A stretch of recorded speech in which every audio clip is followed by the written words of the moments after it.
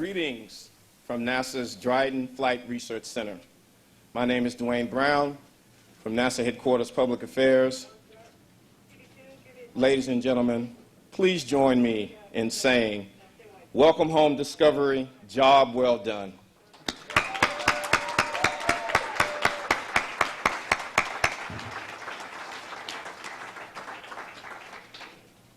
I'd now like to turn it over to the Commander of Discovery, Commander Collins. Thank you. Can everybody hear me?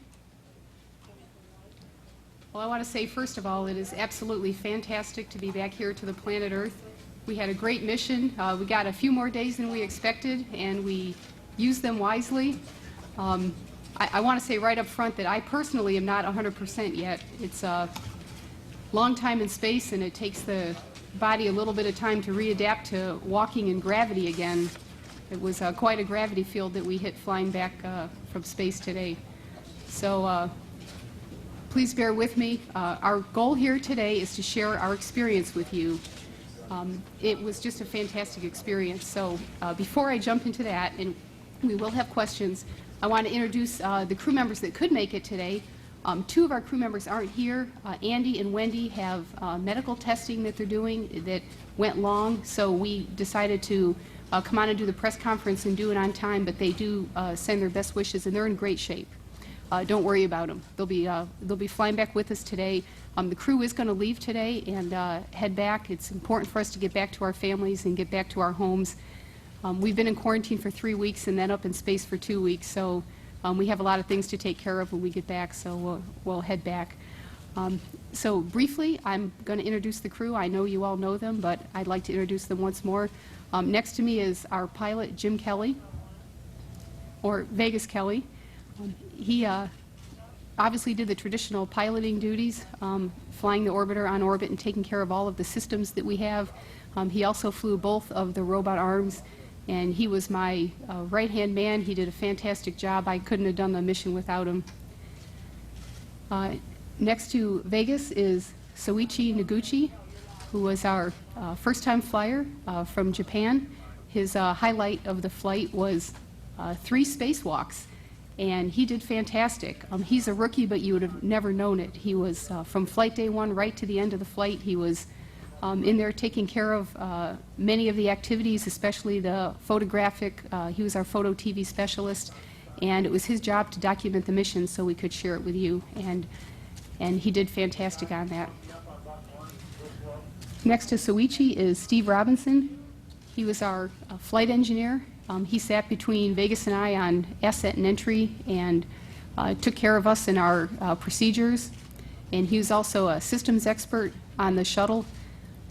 And like Soichi, Steve's highlight of the flight was the 3 spacewalks that he did, and it was his first time doing a spacewalk, and it was like he had done it before. Just like I said about Soichi, Steve was very energetic. He was very excited about the tasks that he had to do, and as you all know, he had the honor of pulling out those gap fillers on flight day 9, and we all watched that from inside the shuttle with holding our breath, and he did a great job. I do want to add that Wendy in Vegas flew the robot arm during that task, and that was a very tricky task because they took Steve very close to our precious tiles, and they did a great job of flying a procedure that was written, I'm going to say, almost overnight by our robotics flight controllers back in Houston. Next to Steve is Charlie Camarda. Charlie is also, he's our other rookie on the flight, and Charlie was just an absolute joy to have on the mission. He was flying around inside the shuttle doing his job just like he was a pro in space. His job was primarily transfer. We transferred, I would say, approximately, I don't know the final numbers, but I think it was approximately 12,000 pounds of cargo equipment, supplies to the space station, and we brought back something less than that, but it was a large number. And he was working away in the multi-purpose logistics module hours and hours upon end, and he kept our space station crew members, John Phillips and Sergei Krikalev, involved in the mission. And fine job to Charlie, and I almost forgot to mention that he also flew the shuttle robot arm and did the inspection on Flight Day 2. Him and Andy Thomas were prime on getting the lasers out there and getting very close to the wing leading edge and checking out for any damage. And since I mentioned transfer, I should also mention Wendy Lawrence. She was our chief of transfer and did an absolutely fine job. She called us her drones, and she kept us working and taking bags of supplies back and forth. So that's our crew, and we're going to open up for questions, but I would like to say something first. This experience that we had was just a absolutely wonderful, breathtaking challenge. It was a huge achievement, but just being in space, the human side of being in space is something I wish I could share with all of you. Wish I could have taken all of you up there with us. We saw some of the most beautiful parts of the Earth. During day, we flew over North America, Europe, Africa, Asia, the Pacific Ocean, Australia. At night, we saw southern lights. In fact, we flew through the aurora, and just beautiful moving lights with colors. We saw sunrises and sunsets. The experience of just being a human in zero gravity it's just a fantastic experience, and we're learning about ourselves medically. We're learning about ourselves and the planet that we live on. And human spaceflight is so important, and we can see that firsthand, the importance of what we've done. And this crew accepted the challenge to do this flight, knowing what risk was involved, because we know how important that space flight is. A couple words on the launch and entry. The boosters that we flew on, the first stage boosters, were extremely smooth. This was my fourth flight, and from the other crew members that had flown before, we were commenting on how smooth our ride was to orbit. The entry today was it's my fourth entry, but it was typical, but it was still beautiful. The plasma forms around the shuttle. It's kind of an orange glow, and there's a little bit of greenish in there. It is a little bumpy coming back, but it's actually quite a smooth ride. We're used to being in 0G, and we experienced 1.5 Gs for an extended period of time. I think it was about Mach 16 down to Mach 10. Wondering when the Gs were going to let up. You feel almost 5 times your normal weight. And having said that, the Space Shuttle Orbiter performed magnificently. Every system on the orbiter, our auxiliary power units, our hydraulics, our electrical system, environmental, our main engines on ascent, the flight control system, it worked perfectly. We had a few micro switch problems here and there and a few minor things, but the folks that built this orbiter and that maintained it did a fantastic job, and we felt very safe. And let's see, I think that's probably the main message that I want to give. We are probably not prepared to answer programmatic questions. We have been in space doing our mission over the past 2 weeks. We're happy to answer questions about how we, the mission that we did, the objectives that we achieved, but feel free to ask anything, and I think we can open it up now for questions. Okay, thank you, Eileen. We have 30 minutes, ladies and gentlemen, so we're going to make this as quickly and as efficiently as possible. Please wait for the mic, give your name and affiliation, and I'm going to ask that you have one question so we can get as many organizations as possible because we do have a limited time. Okay, again, wait for the mic, name and affiliation, and let's start with Ted. With CNN, congratulations to all of you. Commander, what was the most significant accomplishment of the mission, in your opinion? Well, clearly, I believe the most significant is just getting the shuttle flying again. It's been 2.5 years since Columbia, and we have worked very, very hard to do the right things and to make sure that we didn't miss anything. We did miss some things, and you know about that, but we're learning, and we're going to go back and fix those things. But I would say getting the shuttle flying again, and the two major accomplishments were the test objectives that the shuttle program had, and resupplying the International Space Station, and it was just absolutely successful. I'm Bob Keefe with Cox Newspapers. Talk a little bit more, if you would, about Columbia. How often did that come in your thoughts, or did it? And how significant is this return to flight, in your opinion? Well, I'm going to ask, the crew can certainly chime in on this, but I thought about the Columbia crew every single day. Frankly, every day for the past 2.5 years. We brought a picture of the crew, which we hung on the commander's side of the flight deck. Not that we really needed a picture to remember them, but we wanted that. I thought about them throughout the whole mission, that what their experiences were, that we were having the same experience they had of just living in space. The Columbia crew believed in what they did. They believed in the space mission, and I know if they're listening to me right now, they would most certainly want us to continue this mission. In the back there? Adam Housley with Fox News Channel. Commander, first of all, congratulations on the safe return home. People around the world and here in the States were watching you. Even the media here clapped as you guys came back safely. I know we're going to hear more about the tension that you guys may have felt or may not have felt with this mission, but I want to ask you specifically, because one of the things you've talked about in prior missions was your concern about the ozone layer and what you've seen with the Earth. What did you see once you got up there and got past the point where you're back into space and you're thinking about your time ahead of you, the next 12 days, which turned out to be 14? What did you see, and any concerns you might have? Somebody want to take that? That was directly to you. Okay, I think your question revolved around the environmental condition of the Earth's atmosphere. Okay, I may be wrong. I don't think we can actually see the ozone layer, but we can see the upper layers of the atmosphere. I know it's there, but I just don't think it's all that easy to identify. The Earth's atmosphere is very, very thin. You can see that from space, the lower layer of the atmosphere. But at night, you can see the upper layers of the atmosphere in kind of a glow, and you can see as the stars set, they set through this glow and down over the horizon of the planet.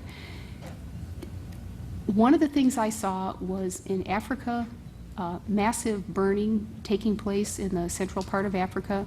I'm not sure why they do that, but we do know that deforestation takes place. We flew over Madagascar also. Deforestation takes place. You can see that in the rivers, in the streams, that normally would be a clear, maybe a bluish gray color. They're brown, and because of the deforestation, you see the soil, you see the erosion taking place and even going out into the ocean, and we saw many examples of that. In general, the planet it's blue and white, and it's very beautiful, but you can see signs of inhabitation. You can see large crop fields, you can see borders between countries where there's a very significant difference in agriculture. Yes, Ben Gold from the Press Enterprise.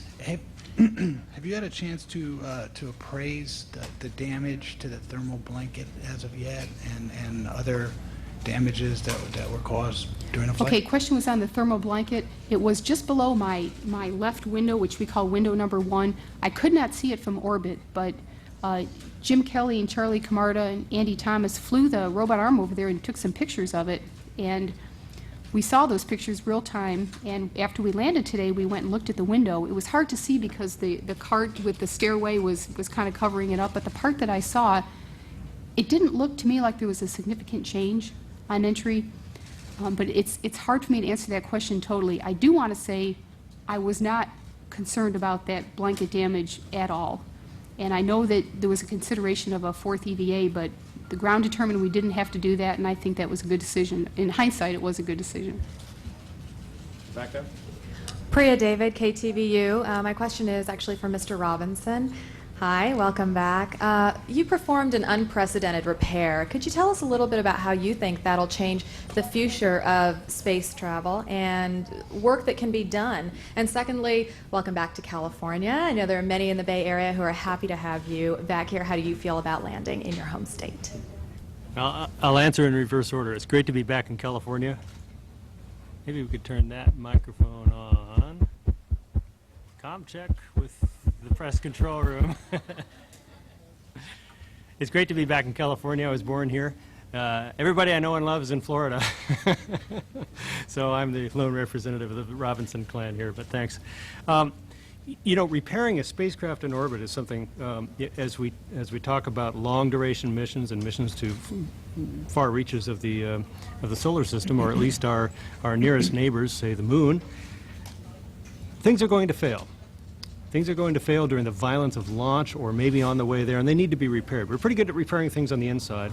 We've been fairly successful at repairing sort of packaged things on the outside, replacing a box, and we did some of that on this mission. What we haven't done much of is repairing sort of the analog skin of of a vehicle, or some of the things that aren't really designed to be repaired. We made the first baby step of that, I think, on this mission, where we got right up close to the vehicle. It's the operation itself was very simple, but you have to be very careful. The two delicate things in very close contact, the underside of the orbiter, and in this case, me. And you have to realize that Wendy Lawrence was flying this arm. Jim Kelly was helping out with camera views. She has no windows. She's inside of the space station, and it's like, you know, flying a jet by watching TV. And so this was a very, very delicate operation that she performed. What she showed was that you can get a spacewalking crew member right next to the underside of this particular vehicle, and as you could others. And I felt like I could have performed various types of repair. I felt very well stabilized. The lighting was very good, whether dark or light, with my helmet lights or the sunlight. Excuse me. And I felt like this was the first step to show we could get access, and access is everything. So there may be a long road ahead, but we're very encouraged by this first step.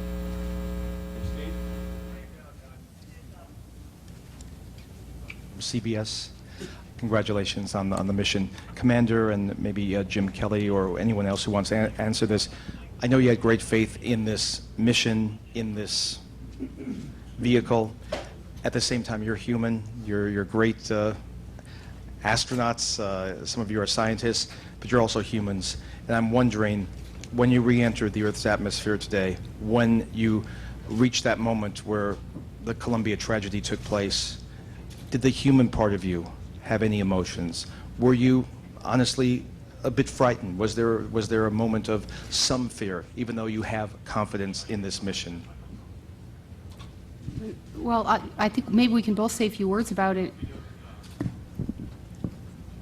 You know, if I was on the ground watching the entry, I probably would have felt that way. In fact, I'm sure I would have. When I watch a launch, I'm concerned, because launches are, and we know entries are basically a hazardous thing that we do with very controlled risks on them.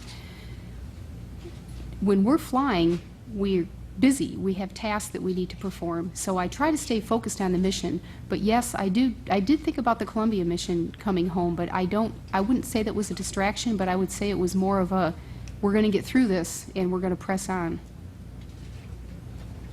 Yeah, I guess for me, the moment probably came a little bit earlier than that. Like Eileen said, when you're going through the entry, you're really concentrating on what your job is and what's going on.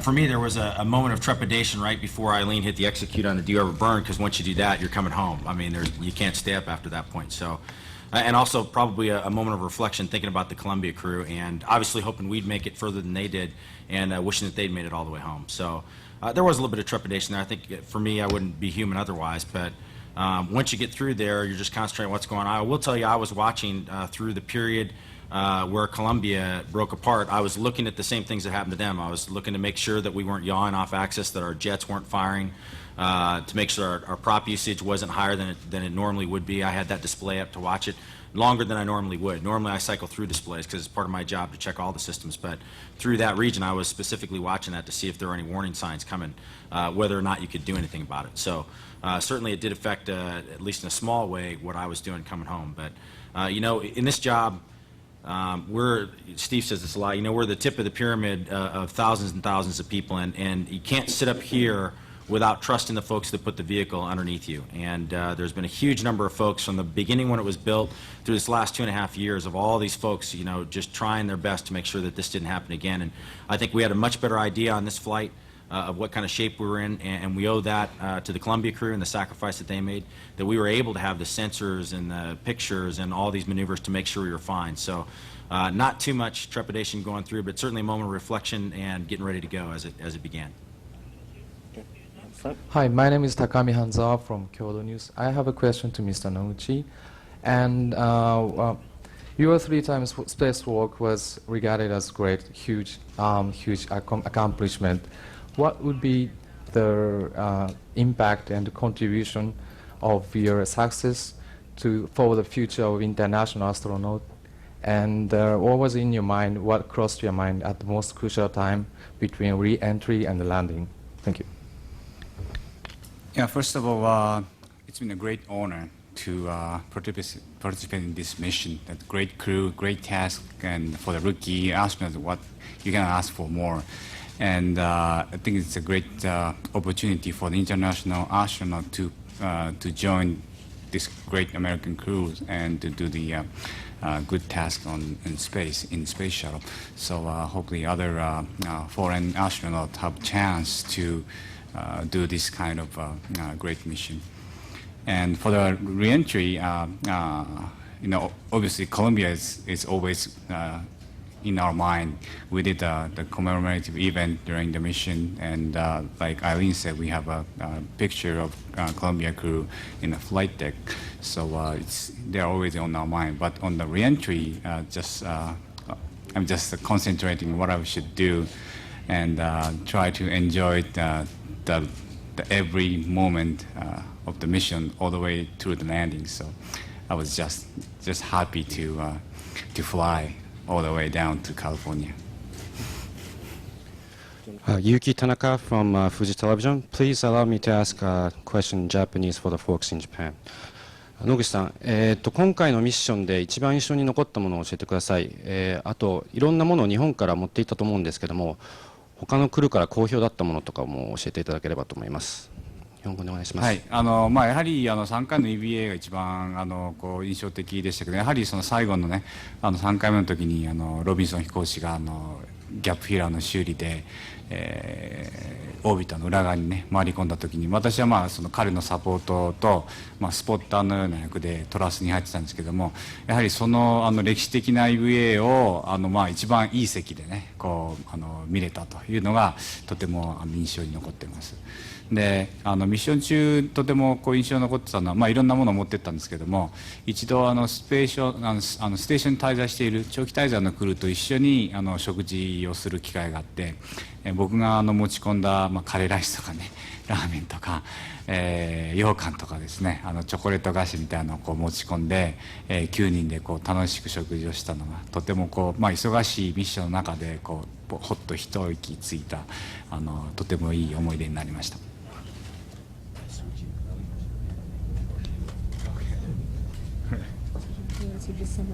Okay. What I said was what's the most interesting memory during the mission, and I said that we had one time the joint meal amongst the shuttle crew and the station crew, and I bring all the greatest, best and greatest Japanese food for them, the curry rice, ramen, and the sweet, and it was really a busy mission, but those joint meal was really great kind of pause in busy timelines.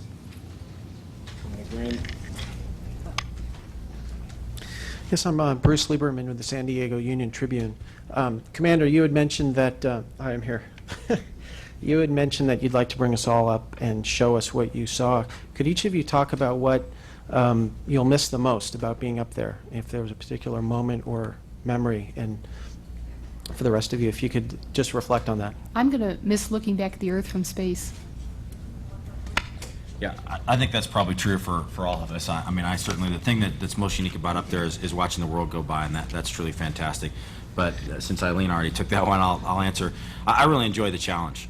Flying in space and doing the things that we train to do on the ground in 1G and translating that into what you do in space can be very difficult, very rewarding, very challenging. And especially on this mission where we had a lot of game day changes to what we were doing. I really thrive on the challenge. That's one of the reasons I love this job. And so that's one of the things I'll miss is that, instead of going through the training where it actually matters and what you're doing really has a lot to do with success.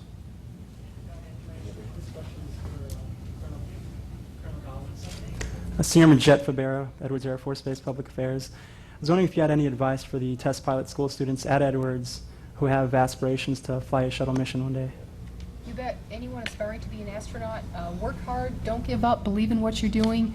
The space mission exploration is very important to humans. Test pilot school was very difficult, and I think what I learned there really paid off in becoming an astronaut. So don't give up. If you want to apply to the astronaut program and you don't make it the first time, keep applying. We've hired people after four or five shots at applications. I never thought I'd get in, and so the impossible can happen. James Lozada with the ABC affiliate in Las Vegas, here in the back. By all accounts, this was a successful mission, but some say the shuttle has aged beyond its years. Would a couple of you just talk about what you see for the future of space exploration? And Jim Kelly, would you tell us how you got the nickname Vegas? Well, I would say, the shuttle will not fly forever. We do see signs of aging, and all the work that we've done we went through a full modification on Discovery with wiring and flex hoses and many replacements. That's just the way, airplanes age, just like people age. We're going to continue to fly the shuttle until we finish our commitment to the International Space Station. I think that the work that's been done on the shuttle program has been fantastic. I accepted the risk to fly this flight, and I was right in there with all the controversies and the issues and what should be fixed and what shouldn't, and we eventually did all the right things and fixed what needed to be fixed. We realized more work will have to be done. I do need to mention that, but eventually the shuttle will make its last flight, and that'll be a sad day because I believe the space shuttle program has been very successful. Okay, we've got time for about 3 more questions. Gentleman here. Okay, Broadcasting Systems. Mr. Soichinoguchi, how do you feel when you touch down today? How do I feel? Yeah. Oh, I feel like going back to station tomorrow. I really enjoyed every moment of the flight from the launch to the landing. So I'm really happy. I think Vegas has to answer his name question. It's a different answer. Make a long story short, in the Air Force and Navy, a lot of times when you're a pilot, you pick up a call sign. And the squadron I was in, the 67 Fighter Squadron over at Kadena Air Base, Japan, from 88 to 92, had the tradition that once you became a combat-ready pilot and you went temporary duty to some other location, when you came back, you got named. Just so happened that the first trip that I made as a combat-ready pilot was to Korea, and we ended up not doing a whole lot of flying because of some of the political situation that was going on, and so we ended up playing a whole lot of poker, and I ended up being relatively lucky on that trip, so that's where it comes from. Okay, 2 more questions. Alan? Alan Zarembo with the Los Angeles Times. I'll address this question to everybody, anyone who wants to chime in. I'm hoping that you can talk about the degree to which luck or prayer or forces beyond NASA's control contributed to the safety of the mission, specifically to the fact that the foam that came off the external tank didn't hit the heat tiles. I mean, it seems to me it could have inflicted grave damage as it did the last time. Okay, I think I'll make a short answer and then maybe give Charlie a chance to finish up. I do know that people around the country were praying for us. I appreciate all the prayers. I think our prayers were answered, and I thank everybody for that. I don't know what to answer about the foam. We still need to find out exactly what happened, where the foam came from and how it happened. I think that's something the shuttle program needs to figure out too. So we'll be anxiously awaiting those answers. And maybe, Charlie, you might want to say something to that. I would say that I agree with Eileen that, yes, we appreciate all the prayers, and prayers definitely help. As far as the large piece of foam that came off, I think the first thing I noticed when I looked at the vehicle, walked under the vehicle, looked at the leading edges, I was amazed at how clean the vehicle was. It was one of the cleanest vehicles we have ever flown back. We learned a lot about the vehicle on orbit. We've collected a ton of data, and we know what the damage was right after launch because we inspected the vehicle from top to bottom when we were in orbit. And so a lot of people hypothesize that when we hit the ground, when we land, we incur some damage. And I think what we're finding out is that the damage we see in orbit is basically the damage we see on the ground. That damage was minimal. Now, a large piece of foam came off, and we weren't happy about that, and we think that needs to be fixed. And potentially that piece of foam could have done damage to the vehicle if it hit the vehicle. Odds are, and we accepted the risk, and we knew what the probability was that if a piece of foam did come off, what the risk was, and we accepted that risk, and we were willing to fly. I think more work needs to be done as far as cleaning up the external tank in order to make sure that we do not liberate foam. The other thing that Steve touched upon is that we just touched upon repair techniques, and we demonstrated some techniques in the cabin. Stephen Suichi went outside and demonstrated other techniques in the payload bay for repairing tile and repairing RCC. A ton of work has been done by the engineers over the past 2.5 years, and I think we're very close to actually coming up with techniques where we can actually repair something as difficult to repair as the leading edge in orbit. And I fully believe that within the next 6 months, we will have something that will drastically increase a probability of enhancing our chances for survival if we see damage to the carbon-carbon leading edge, for instance, which is very difficult to fix.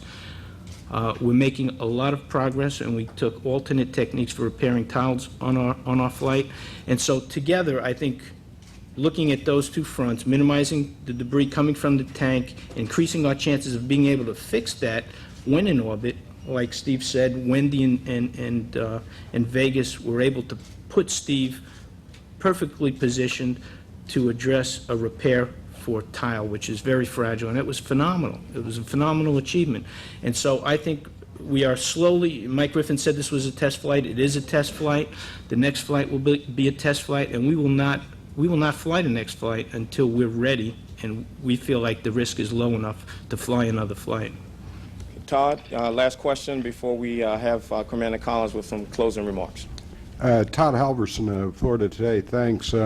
I guess for Eileen or anybody who wants to chime in, you guys have just been through the Super Bowl in the shuttle world after 4 years of training, and I was just kind of wondering what you're going to do to celebrate and what you're going to do for an encore.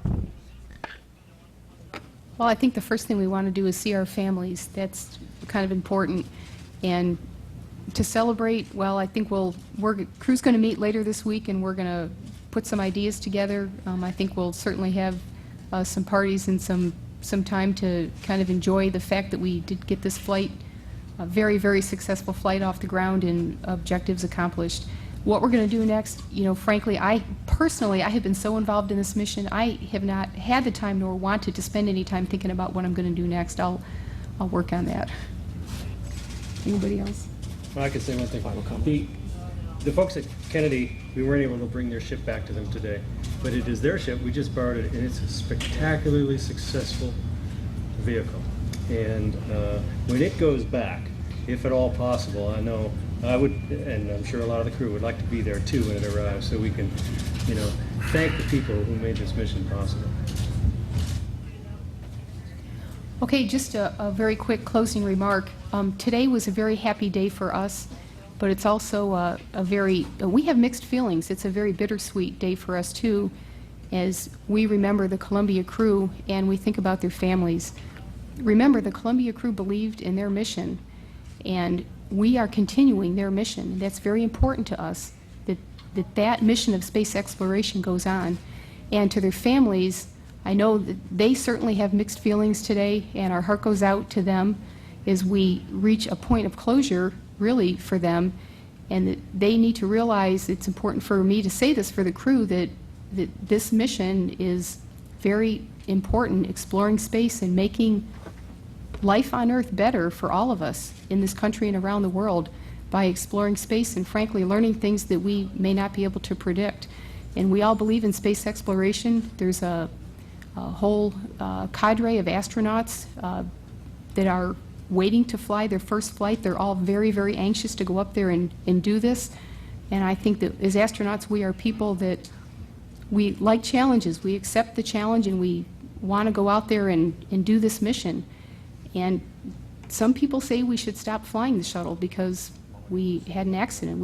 Frankly, we've had 2 accidents.